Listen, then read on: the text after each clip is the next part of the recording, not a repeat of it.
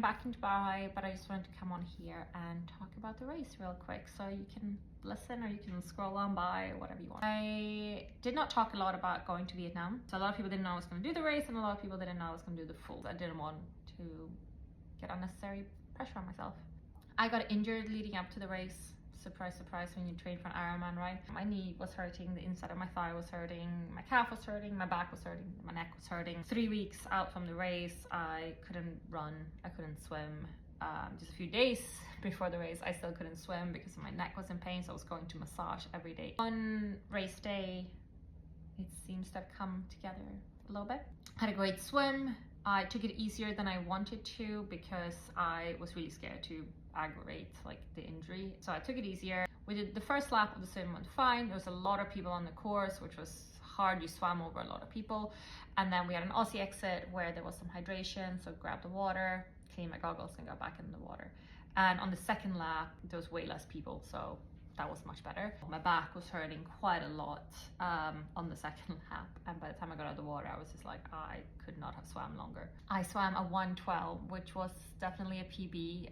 So unexpected, especially on that course because there was no wetsuit, so I was so happy. The transition was the longest transition I probably had because I was like cleaning my feet off all the sand, putting sun cream on, and then got on the bike. First lap on the bike was as predicted very busy because it's also the 70.3 courses, well, the 70.3 race at the same time, and I was just like passing on your left the entire first lap. And it was overcast, it rained a little bit, like weather-wise the temperature was amazing. It was not warmer than the training I'd done in the midday here in Dubai, and it wasn't as humid as I was expecting it to be considering the race I'd done in 2018. The second lap, when you lap transition, was just soul killing. All I wanted to do was get off the bike, not do another 90-kilometer loop, but as transition, did a second loop. There was way less people out on the course. It started getting a little bit warmer, started getting a little bit windier, but it was fine. Loved riding the Tempest. I had the 4.5 NV in the front, and then I had Barrow Jaunty's disc wheel for the back. For nutrition, I had my trusted apple gels from OT. Also tried something new,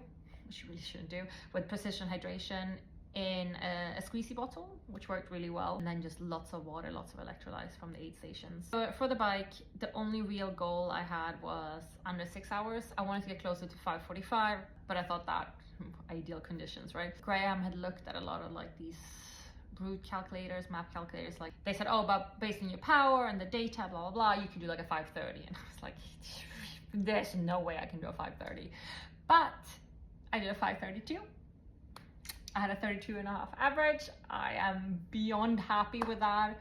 I came off the bike in 3rd position age group and then 7th overall. Had a semi-long transition again, but then got out on the run course and I felt good. Like my back wasn't hurting at this point. I love the Ventum, it's so comfortable. So like getting off, running, I felt fine. 4th place in my age group caught me at, I think, the half marathon mark.